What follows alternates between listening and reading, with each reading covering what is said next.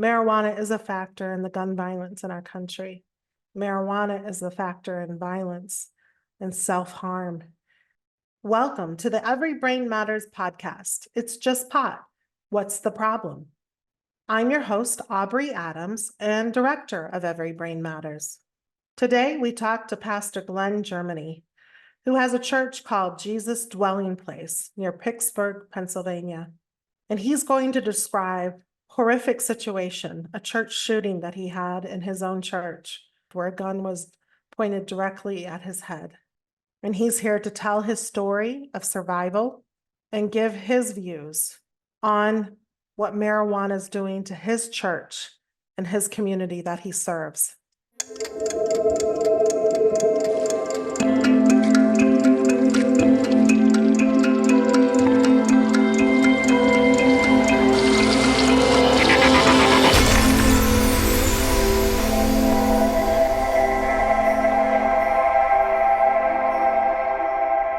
I invited Pastor Germany here today to speak about what happened to him. It was May the 5th. How was your morning that morning?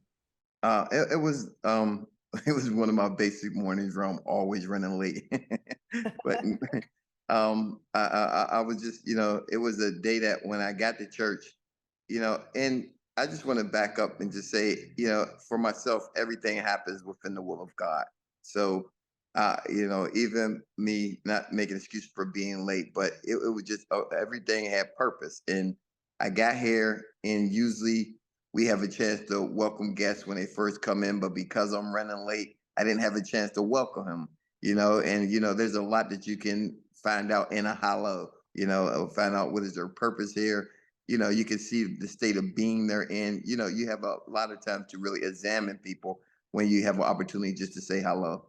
But at that point, me running kind of late, I came here, went straight up to the pulpit. It was time for praise and worship. We were in praise and worship a little longer than we usually in praise and worship, which is great. I thank God because that's for myself. It's a way of battling the enemy. And so, at the midst of us, after praise and worship, I was called up to preach, and that's when I observed, the young man moving about the sanctuary. And then at one point, he was in the back of the sanctuary. And then when I opened my eyes from finished prayer, he had moved up to the front of the sanctuary. Now I'm kind of comfortable, and and so it wasn't alarming with the movement at all. And I thought he was a guest who was coming to visit my brother, who at the time he would have been where you're seeing here to the right of me. My brother would have been playing the keyboards. And when he got up and he started to move that way, I thought he was telling my brother, well, y'all was in praise and worship too long, and I just didn't want to be here and hear all that praise and worship. And now, I got to go. And so I thought he was really telling my brother he had to leave. But at that point, he wasn't. When he got halfway through, and it's like where I'm sitting right behind me, that's where he just pulled the gun out. And that's where everything just changed from that point. And did you notice the gun right away? Or did I it didn't just, notice the gun until it was pointed directly at me, until I'm looking at the barrel. That's when I recognized that's a gun. And at that point, it was just natural reactions kicked in, natural reflexes. It's just you see a gun, you duck, you move, you try to get out of the way. And at that point, when I seen the gun, I ran over to my left at the pulpit that you see in the purple behind me. I ran to the pulpit to try to just get cover, and then I didn't hear no gunshots, even though the trigger did pull, but in the heat of the moment, I didn't recognize that he had pulled the trigger. He really came to kill me. I mean, even today, I'm still dealing with processing it that he really came in here to kill me. And I didn't hear no shots. I looked and turned, and that's when I seen the deacon, Brother Clarence, actually grab him, and they were, he was tussling. And at that point, I said, let me go back and help and try to get the gun off of him. and so that's the way I understand it, the gun didn't fire, it jammed. Yes, and like the gun jammed, and the police took the gun out. I mean, took the bullet out of the chamber. It got caught in the chamber, and they, showed us the chamber, showed us the bullet, and and said that this bullet had your name on it because you could see the markings of it getting jammed. And he actually pulled the trigger twice. Oh, wow. So when you came over to help get the gun out of his hand, I can imagine what you were feeling at the time. Was there any conversation between you and this young man? Yeah, yes. Once we got the gun from him, you can see in the video just me holding him. And the thing was, and I know we're really talking about, the effects of marijuana today, but the truth of the matter is that it was not a great moment for our police force because it took them 15 to 20 minutes to get here to an active shooting, and only one officer came. So I'm holding him down for 15 minutes, talking to him. And that's when I can recognize the state that he's in, the condition that he's in, that I see that he's not all the way there. I'm recognizing that it's some type of chemical imbalance that's going on in his mind. And that's when I can recognize what's going on. So at that point, I more so had mercy on him, and I was more so in a forgiving mode because I recognized his condition. It wasn't as if he was just a cold killer who planned it all day to come and do this. He Mhm. was someone who actually got overtaken by voices. So he was letting you know that he was hearing voices telling him to come to your church and try to kill you? Yes, yes. And, at this point, I had the opportunity of having not just hindsight, but extra visits because I also went and visited him while he was in prison. Yeah, or not in prison yet, but in the county jail, waiting to be sentenced. So I had another chance to talk to him. So altogether, I had three opportunities to talk with him. I spoke with him when I was holding him behind me for 15 minutes. Then after he was arrested, only one officer came.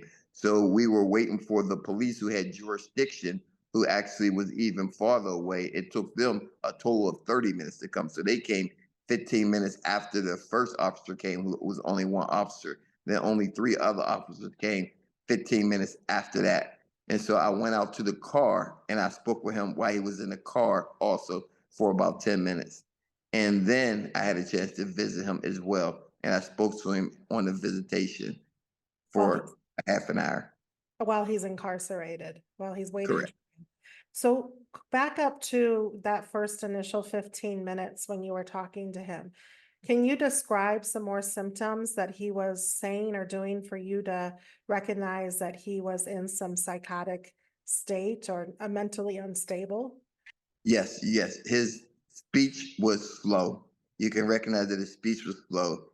His movement was, where he just really gave up. He really just submitted to where he was really, in a weak state. He didn't try to fight back. He didn't try to, as I was questioning him, his time of answering was also slow, where it was taking him a second to think about, what he wanted to say. And so all of these reactions was really slow. Did he voice any regret or did Yes. he did? Yes. He actually apologized to me. He said he don't know why he did it, and he just explained, I heard voices, and when you hear voices, you just do what the voices tell you to do. So he definitely let me know he was hearing voices. You could see the aspect of, I don't want to say sorrow as much as just I don't know what I'm doing. Why am I here? Why are you holding me? You can see them things clearly. You know. A state of kind of anguish. I describe it when I see somebody like that, and when I've had personal experiences seeing loved ones like that. It's a state of kind of suffering. There's Hmm. Hmm. the confusion, the Hmm. Correct. not being in reality and understanding what's actually happening. Hmm. It's hard to watch. It's hard to, your heart goes out to them. I mean, and especially a young man that just tried to kill you, having that compassion you had for him at that moment and still have for him is quite remarkable. And I guess, to be honest with you, I'm grateful and I thank you for that, first of all. But I guess the truth, dictated my actions of, if he was in a different condition And I'm not saying I would have still, act out of forgiveness and love, but maybe I would have been a little bit more, rough and a little bit more physical, in fear of him actually, getting up and doing somebody else harm, but at that point, I can really see that he wasn't himself. And at that point, you have to have compassion when you can really honestly see that this person is not themselves. And it didn't take me to know him to not know that it's not himself. That's just how clear the signs was. I never knew him, never met him before, never had no aspect of who he was, but I could just tell that this person is not himself at this moment. And I'm not asking you to say his name out loud or, during this interview, but did he tell you his name at the time? Yes, yes, he told me his name. He told me his name. He told me where he's from, what I'm saying, how long he been in Pittsburgh, and we talked, and to be honest with you, I don't recall a lot of the things that we talked about at that initial conversation.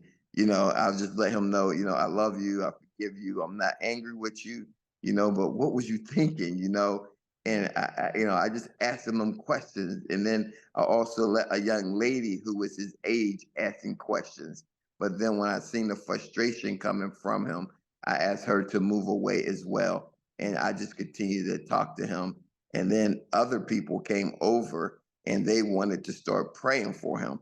But at that point, I didn't want to rile him up by their praying, and I asked them to, if you want to pray, can you please move over there and y'all pray for him over there? You don't have to be on top of him to pray for him if that's what your desire is, really pray for him. Did they do that? Did they move to the side and start praying? Yes, they moved to the side. I am their pastor. No, I'm joking.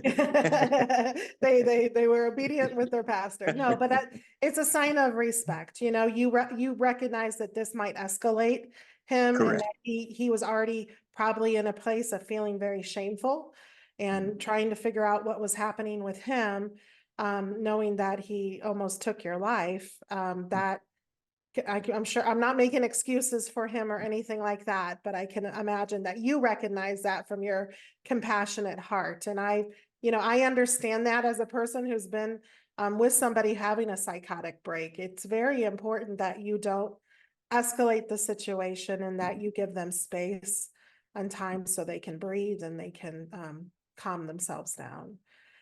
When you got to the car, when they put him in the police car, do you remember any of those conversations?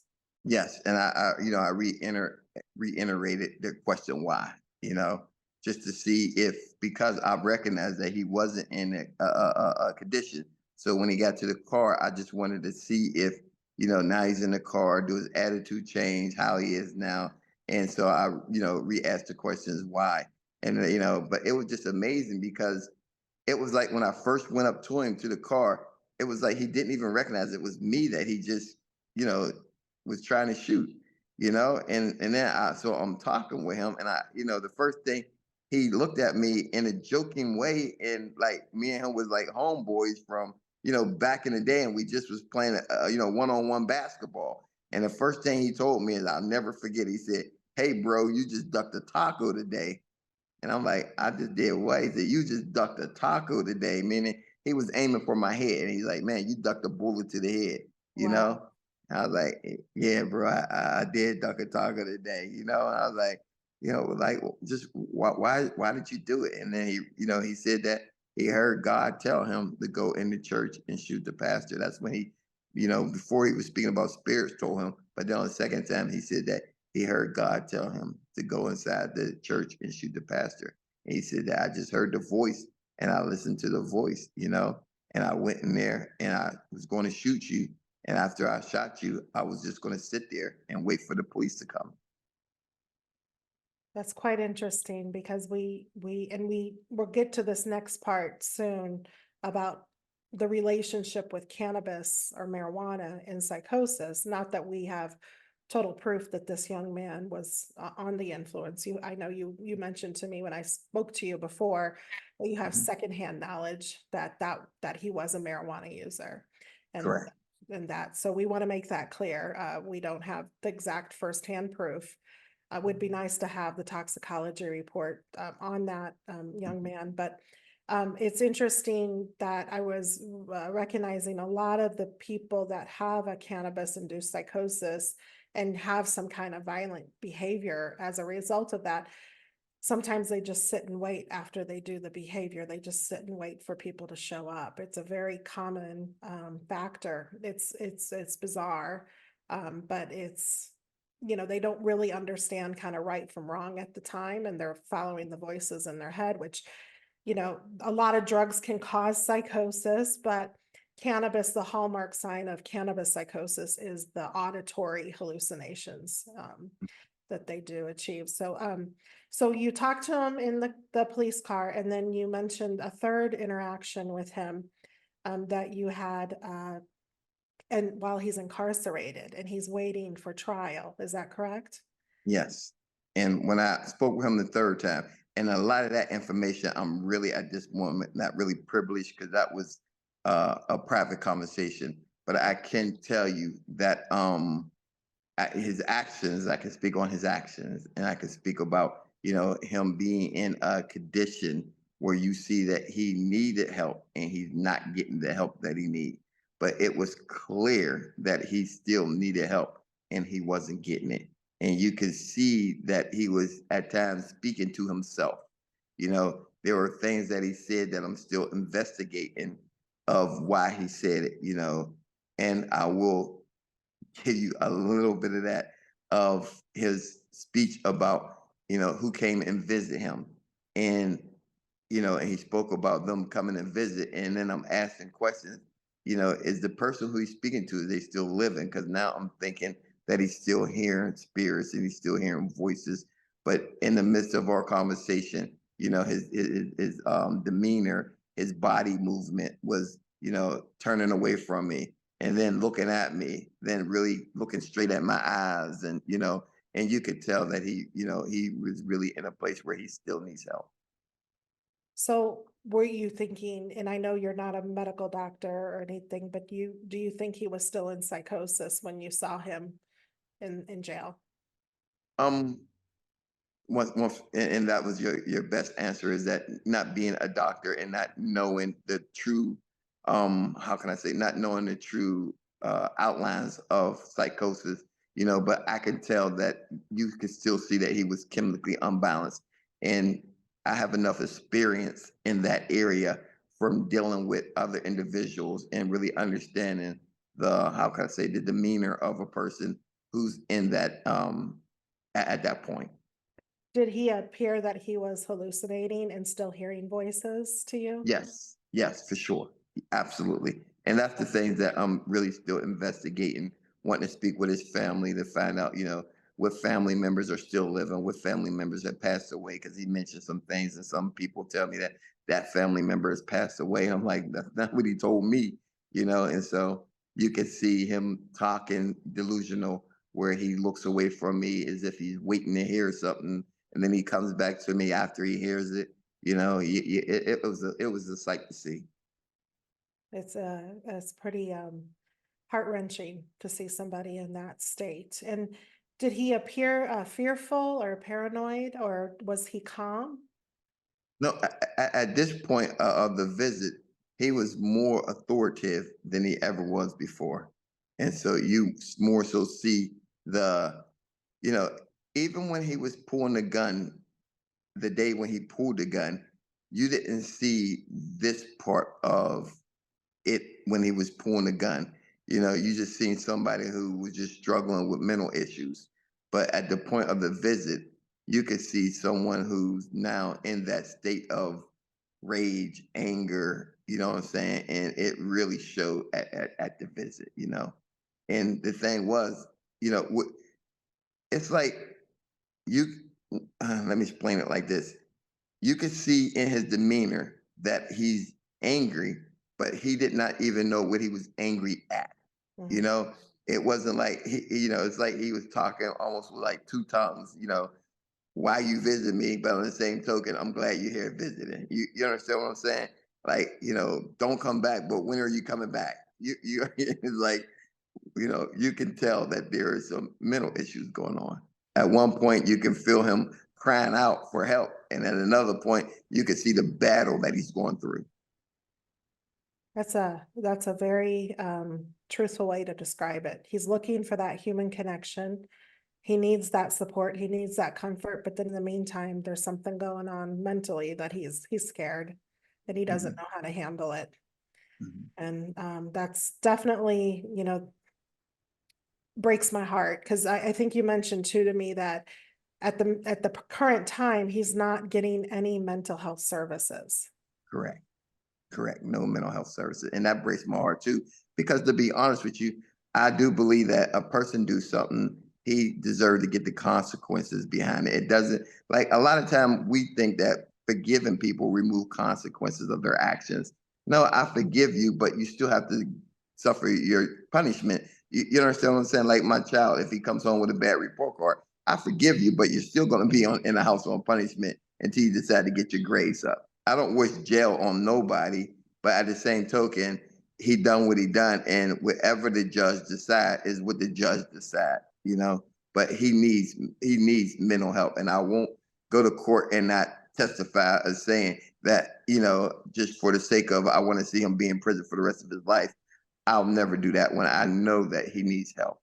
Yeah, yeah. On the one hand, it's so hard to see him suffering and not having the mental health support, but thank God he's in a secure location where he cannot go try to harm somebody else if the voices are telling him to do that again. So it's a hard situation. It's pretty barbaric at this modern day age of America. We do pay our taxes for this kind of stuff to help our fellow man. And I would just put a plug out, that we need to really reform this system, because what's going to happen here in the future, well, it's happening now, it's been happening for years, but the mental health crisis is just escalating. And unfortunately, I don't see it getting any better anytime soon, because our actions as a society are fueling the problem. We're not taking accountability for, making marijuana more accessible, making more drugs more accessible, and then not having the services for the people that fall for the deception of all that. So my heart breaks for this young man. Would you mind disclosing how old he is, or would you prefer to keep that Yes, private? he's 26 years old, He's and 26. so yes, and like you said, I'm not afraid, or I'm free to speak about things that happened prior to the visit. Okay. And I did speak with different people, and I found out, he was a marijuana user, heavy marijuana user, and you can tell. And once again, I'm not ignorant to the aspect. I'll put it like this: I haven't been in church all my life, and so I understand the aspect of someone on marijuana. But this was happening today is nothing like how we grew up. Right. It's a total different type of marijuana that the government is actually, and I'll be clear, because they're allowing it. You understand what I'm saying? And like you say, the system have to change. It should not be no way that you can buy this marijuana that is, you say it's for health issues, but it's not naturally grown, not naturally made, and they're actually, doing contrary to what we would hope they would do. It would do. And I have experienced, someone who is really dear to me actually, once again, when the basic needs of these people are not being met, they actually resort to substance abuse. And, I watch him go through something with his wife, and he did not know how to properly handle it. And this was a good friend of mine who was in the church, who actually walked away and started to use marijuana, and he got something laced. And, at one point, he never ever spoke back to me, never disrespected me.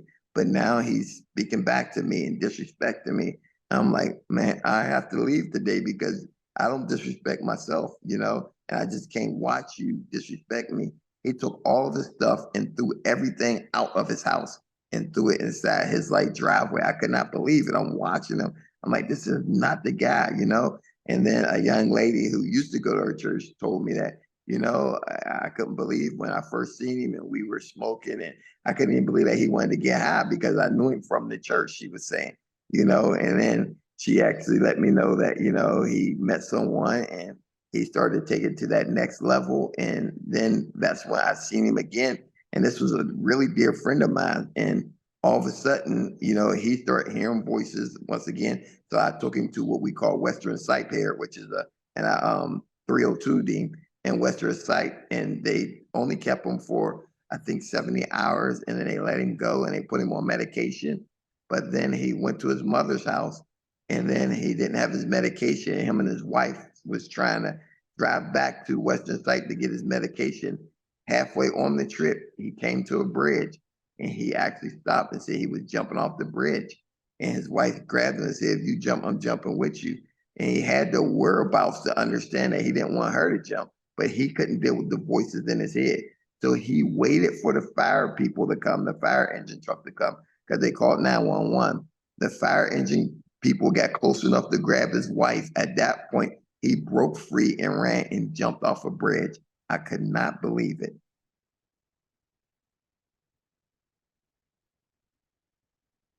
I'm so sorry. And he's deceased.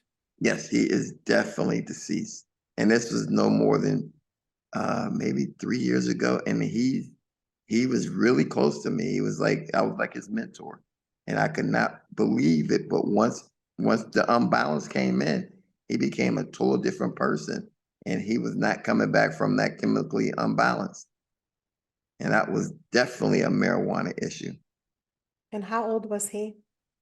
He was 33, I think, or 35, between 33 and 35. So, Pastor Germany, you said the marijuana must have been laced with something. Mhm. And just to provide a little bit of education, it's the THC, the addictive Yeah. chemical in the marijuana plant.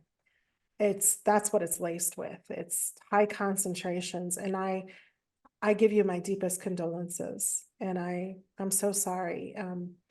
But then at that point, you seen him actually just go from in his sound mind to where it's like, I can't believe this is him.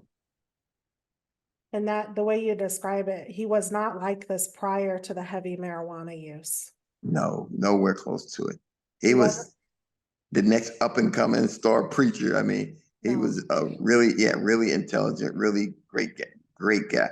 He was probably, how you just got one of them friends who you say, he was one of my best friends in life. That's how he was with me. He was really a great guy. He was younger than me, but I had a lot of high regards for him. So I want the audience to hear that this marijuana is not like the old school marijuana, like you had said before. It's more potent, it's more dangerous, and like the government's made it more accessible. I call it the new age of industrialized marijuana. That's the way I refer to it, because we're not talking about a plant. It's not just a plant. And that's why the podcast is called It's Not Just Pot. What's the problem? So here's the problem, viewers, and we can raise awareness because our government is not raising awareness. All they are doing is promoting this horrible drug more and more as time goes on. So we need you to like, comment, and share this podcast or video to help us raise awareness, grassroots, because we know that Pastor Germany's story is remarkable. Unfortunately, it's not rare that we have a lot of loved ones hearing voices from their marijuana use, self-harming, taking their lives, and harming other people. And it's not something we're making up. It's reality of the world we're living in. And as a society, by having these conversations, hopefully we can just raise more awareness. So, if you are like a young man who went into Pastor Germany's church and pointed a gun and tried to take a life, you can ask for help before you get to that point. There's no shame in asking for help. We know resources are scarce, but go to somebody you trust. And obviously, this young man is connected with Pastor Germany. And he wants to trust him. You can tell he wants to trust him. And so that's the only thing we can make that connection, bring humanity back into these situations. And our heart breaks for your friend who took his life that day. And we know that he wouldn't have done that if it wasn't for the marijuana use and his Correct. severe suffering that Correct. he went to for quite a while, hearing those voices in their head. I just don't think people understand what it's like to be tormented like that, to have auditory hallucinations like that consistently. And he wouldn't have done that if the suffering wasn't so severe. And I do believe, and if you want to speak a little bit about this, I have spoken at memorial services of young men who have taken their lives because of their cannabis-induced psychosis, and they ended their suffering. And I do believe at those moments, God does some kind of rescuing. That's the way I process it and the way I deal with it. My son survived his attempt, thank God. And so maybe, how do you process those moments, Pastor? What can you share with our viewers too, because there's lots of viewers we have that have lost loved ones like you. What can we say and understand this to bring some comfort back to the situation? And from the beginning, you asked me to be honest, and that's what I always like to do at all times. And my answer would be, I really don't have an answer, because this is something, like you said, it's not getting better, it's getting worse, and it needs to be addressed. I'm a bus driver. I got my uniform on, and I just got off work. But our downtown, like you said, although this was a horrifying scene, but it's not out of the norm at this point. These young people in this, medical marijuana is really, it's bad. And, we put it under the umbrella of mental illness. And that umbrella is a wide umbrella. And it's just not the mental illness that we know, someone bipolar, or, this is something that's induced. And it's a whole different monster to fight. And I'm processing it. But be honest with you, I haven't fully processed it yet. I haven't fully processed the incident that happened to me. I'm still suffering from different aspects of it, the drama side of it, where I'm not comfortable some of the time when people are behind me. I have to, or even when people stand up too quickly. And I thought I was comfortable, but I'm still every day learning things of how this affected me, where I thought it didn't affect me in certain areas, and processing it. I'm still processing it. I'm still, thinking about, putting two and two together of how, my friend jumped off a bridge, how this young man came and sat here. And, these things, you never think it happens to you until it happens to you. And so, yes, I do want to raise awareness of this, because, like I say, I always tell people all the time that you can't hold something in it or contain something in an area that doesn't have walls. And if you don't do something about it now, there's no walls just containing this. This thing is going to seep over in everyone's community, and it's only going to get worse and worse if we don't address it now. But this is a serious issue of not just mental illness, but what I will call induced mental illness, substance induced mental illness, which is a different type of monster than just mental illness. I'm gonna ask you a hard question. This is hard enough having this conversation, so I appreciate your courage and your vulnerability talking about this and your honesty. Was it hard for you to get back up on the pulpit and preach? No, that was my easiest thing, to be honest with you, because when I'm in the Word of God, I'm in my most comfortable place. And so when you allow me to preach, even like when I'm speaking, and you may hear me stutter a little bit, I get a little shy. I'm really shy, to be honest with you, but when you let me start teaching, I fall into the spirit, and I'm just in a whole nother zone. And so when I'm preaching, I'm at my most comfortable place that I can be. And so it was easy for me to go back to preaching, but it wasn't easy for me to go back to work. It wasn't easy for me. I also, do other things, and them things were not easy for me to do. Dealing with my family, it wasn't easy. It was, I really suffered more so of what I call a secondary trauma. The event itself, it affected me, and I'm learning once again every day how it's affecting me. but I suffer watching my family suffer. When I watch and I start breaking out in tears every time.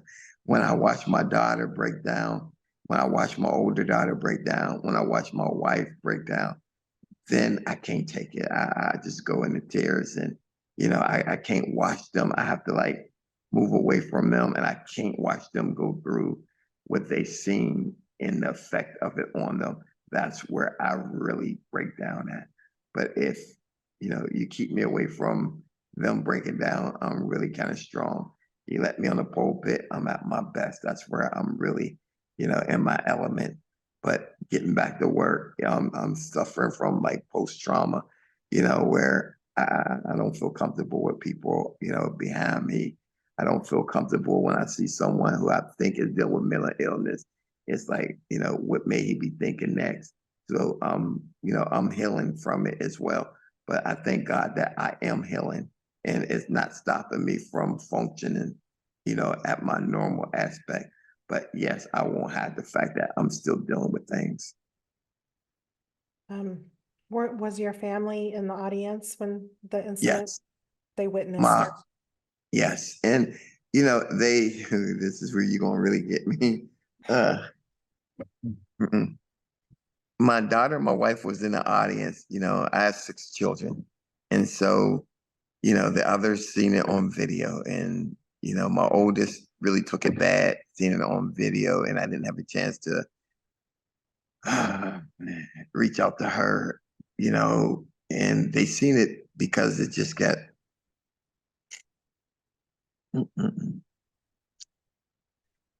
it just got put on TV and I didn't have a chance to because immediately the media just swarmed it, live shooting, caught on videotape immediately. It went viral before I can close my eyes, And at that point, I didn't have a chance to, speak to my children first.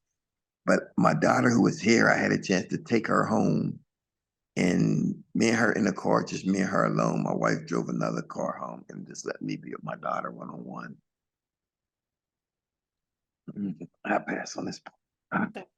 It's okay. Mm-mm. It's hard. I think I think you've really portrayed that, marijuana just doesn't affect the user. It affects society, it affects a pastor, it affects his family. That's what we're seeing here right now, viewers that are watching this video. And we can change the topic here. Because it does, it's too deep and it's trauma. And yeah, so my heart goes out to you, and my heart goes out to your family, your daughters, your wife, and everybody who was in church that day, and everybody who knows you and loves you. They care for you. They want you to be healthy and happy. They want you to continue to do what you do to serve your community. So, say a special prayer for Pastor Germany tonight in his church. Also, I was reading an article about you on CNN, and it was talking about how you were trying to figure out how to get more funding for security in your church. Are you still looking for that? Yes, we actually, thank you for asking that. We actually also started a GoFundMe, and dealing with government, different branches of the government. I'm dealing with the Department of Justice as well as Homeland Security, and I'm learning about grant funding that's available. And what we're dealing with is that because we're a smaller church in a lower income status community, I would say, with the funding that the government offer, it also comes with some of them. And the one that we're challenged with at this point, it comes with a matching. And so we're actually raising money for the matching aspect. So we can get you have to match it 33%. And so we're trying to get the matching aspect up with a GoFundMe that, we can be able to get the security that we need, but also working endlessly. And you wouldn't believe, this has, from this event, I found myself in a hospital a couple of weeks back because it's a never ending work for me at this time. And I'm working to make sure that all churches get understanding to the government programs, the government funding, the grants that are out there, and I'm attaching, ministers, clergies to federal partners who can help them to get grants for their churches. Some of them comes with matching and some of them don't. But the ones at this point that the federal government have is closed. But our state just opened up one and it comes with matching. So we're trying to get that up. But at this point, I'm having a big program at our church on August the 29th that's actually bringing out the lieutenant governor, the state rep, Senate, Senate person for our area is, I'm better off naming names than I am their departments. We got FEMA coming here, Department of Justice, Homeland Security, FBI, Chief of Police, a bunch of governmental officials, 100 different pastors from 100 pastors from different churches will be here. The media will be off the charts here. All lines of media will be here, as well as the panel speakers. One will be myself and the incident of homicide attempt that happened on me. Another panel member will be, I don't know if you heard of the Tree of Life, the Jewish synagogue in Pittsburgh, and they suffer at the hands of someone with mental illness, and going in their church and trying to kill them in a hate crime. And they killed 11 people. Yes. The rabbi will be on the panel. And then there was a minister, woman minister named Dr. Reverend Brenda Gray. She actually was in her church and they came in and had a shootout in a funeral in her church. And so we'll be on the panel and we're, speaking before our officials as well as, trying to connect the governmental partners with the people in the churches so they can get security. And also let them know that for myself, I will be speaking about mental illness and, substance abuse and how this is something that's not getting better, it's getting worse. And this is why churches need to be secure because we're really talking about a public safety issue, and it's almost, alarming to national security, to be honest with you, because you're dealing with people's well-being. And so I know it sounds like, security, we need to have security in churches because of what's happening, and how, like, once again, this is because of what's happening and they're losing control on what they're doing as far as getting these substances out there. We have to have something in place just to keep us safe. And I love what you said because I say it all the time is that it's not that everyone is reacting that way, but it just takes the one and you don't know which one that will be. And that's the scary part where you don't know which one. And I never thought this would happen to me, but it happened. And I'm not going to wait until it happened to somebody else before I start reacting. Yes, and thank you for that, because that's why I developed Every Brain Matters. For some of our families, it's too late, but it's not too late for other families, and it's not too late to raise awareness. And because, Pastor Germany doesn't want other churches to be affected. We don't want other families to be affected. We don't want our loved ones harming themselves and suffering with auditory hallucinations induced by cannabis. And so thank God you are having that event at your church. That is going to bring a lot of awareness. And I hope that the subject of cannabis or marijuana is discussed as a factor. And if they want proof of it, they can go to my website, or you just let me know if you want me to send some brochures your way to pass out that day. I'd be happy to do that and mail them to you. Because it is the main drug that causes acute episodes of psychosis. And out of all the drugs that do cause psychosis, because we want to make clear, cannabis is not the only one that causes psychosis. Correct. But out of all the drugs that do cause psychosis, cannabis has the highest conversion rate from those temporary psychotic symptoms of hallucinations, paranoia, delusions, to long-term psychiatric disorders like schizophrenia, which is chronic psychosis. So this isn't the old school weed. This is the new age of industrialized marijuana. And what Pastor Germany is doing, and still processing, and probably will for the rest of his life, of the incident that happened to him, the trauma that's caused his family and everybody in church that day, and everybody who knows and loves him has been affected. When you hear, Pastor, of governmental officials or organizations promoting marijuana as medicine, or that it should be legalized for a social justice cause, and you have witnessed the mental illness that comes from marijuana use, that does sometimes lead to violent behaviors and criminal behaviors. Do you think this is about social justice, or what are your thoughts around that? It's funny. It's always that thing of what we say, the they thing. And what do I mean by the they thing is that you say who did it, and they did it, but you can never find they. You can't catch up with they. The more officials that I'm running into and speaking with, a lot of them disagree with the medical marijuana. It's almost like they disagree, but it's what the people want. And so, the people are voting these things in, and the people are forcing the hands of our government officials. A lot of them, the sad part about it, to be honest with you, is that our government officials, they love the seat of being a government official.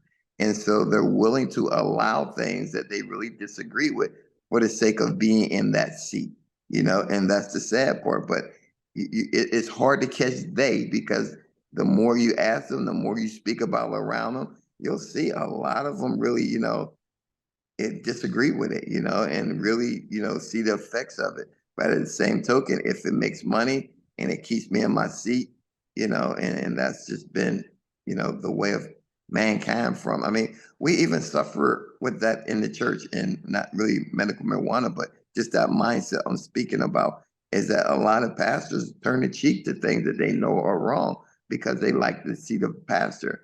If I got 1,000 people in here, to keep 1,000 people, I'm willing to look the other way. And that's what I believe was happening with our government officials. They're, looking the other way so they can keep in that seat. And that's sad, but it's the sad truth.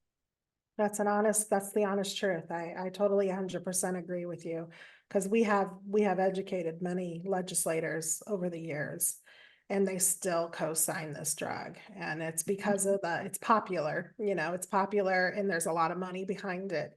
And I think that's why, like, I'm interested in passing policy. Like, if you're not an educated voter, please don't vote in something that's going to destroy my family, right? And really, Hmm. the industry at the end of the day, I was just on Dr. Phil, and I wanted the audience and Dr. Phil to know that this is a predatory addiction for profit industry, and they have no business promoting this drug as medicine or less harmful than other drugs, and they are getting away with murder. And so, we try to raise educational awareness, and we're bringing lawsuits because there's I a was about to lot of say them that. are not listening. About to So say, yeah, yeah. So we have a class action lawsuit coming here in Colorado. So hopefully we'll just keep pushing back, and not losing our own mental well-being in the process of this, which you're working hard to process what's happened with you. Where if people wanted to donate, where would they go? Do you yes, have you can go right on my Facebook page, and my Facebook page is really simple. It's just Glenn Germany. Glenn with two N's, Germany like the country, or you can actually also go to GoFundMe, and you will see Glenn Germany, and they can donate there as well. And I appreciate that. You can also look up our church name, Jesus Dwelling Place, and it will come up immediately. And we're in North Braddock, and you can send money through mail for those who still use that mail, cards, money, and we just appreciate anybody's thoughts.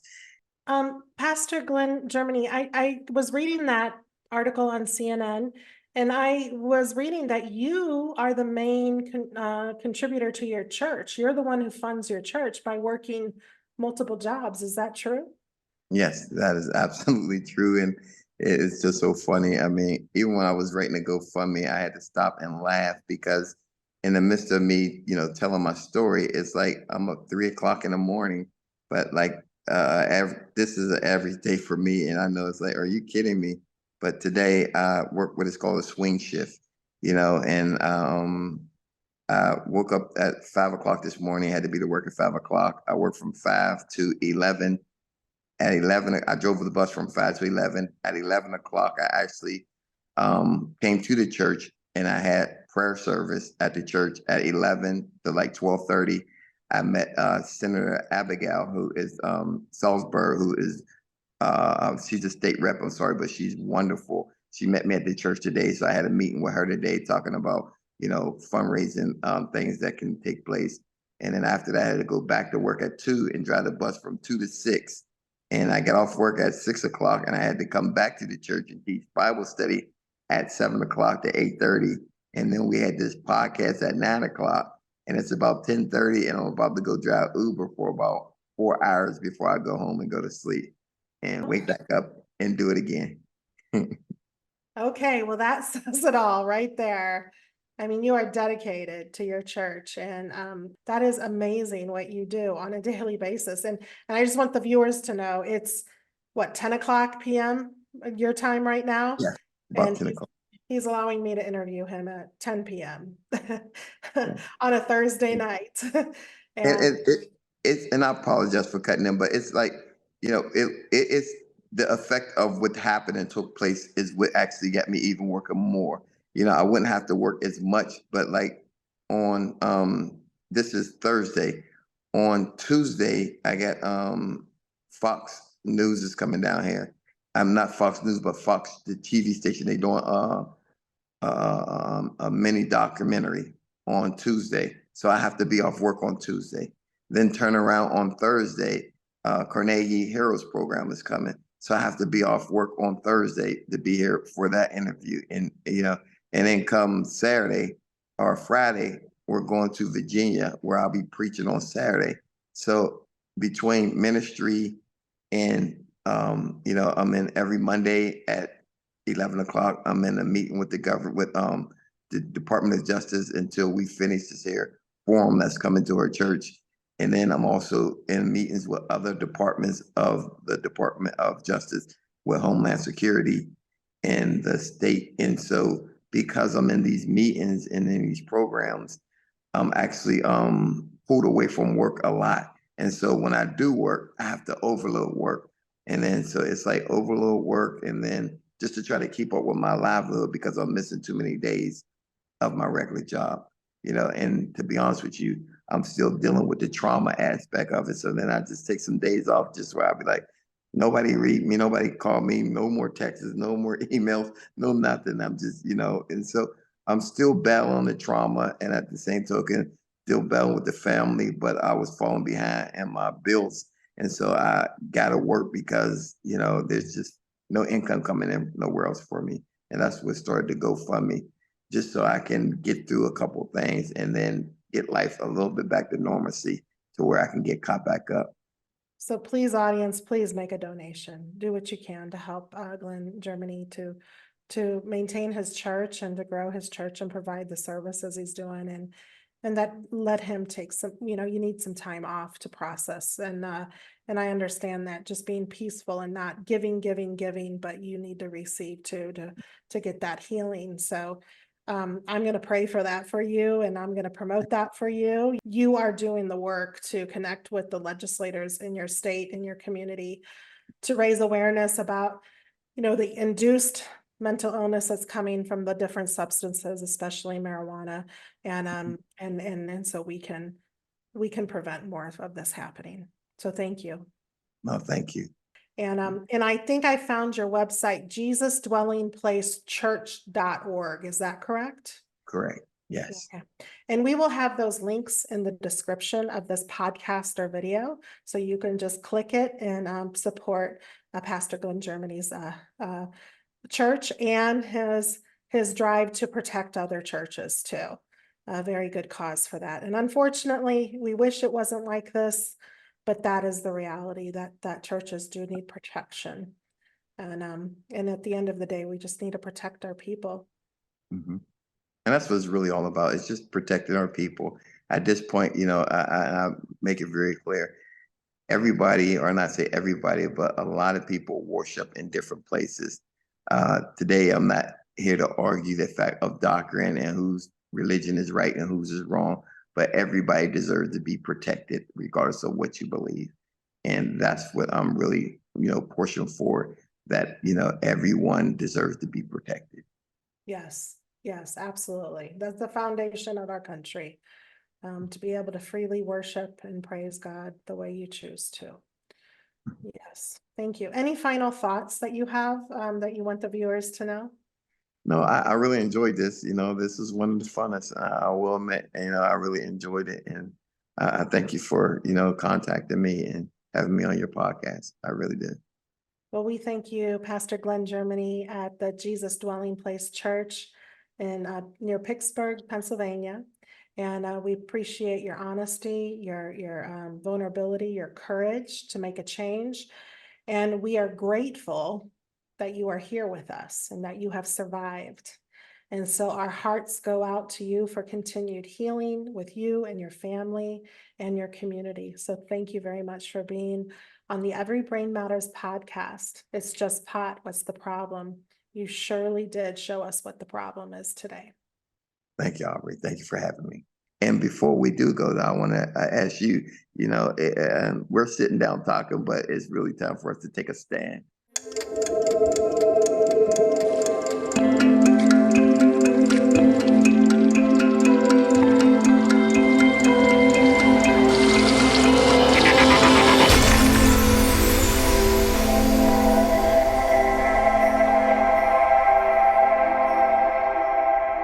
Marijuana is affecting many families and damaging the mental health of our people, especially our youth. But together, we can raise awareness by sharing, liking, and commenting on this podcast. Please share with your friends and family and let them know it's not just pot. It's a hard drug that has a very dark side and is changing the mental stability of our people, especially our young men. There's no social justice in expanding access to high potency marijuana that is causing mental illness. Visit us at everybrainmatters.org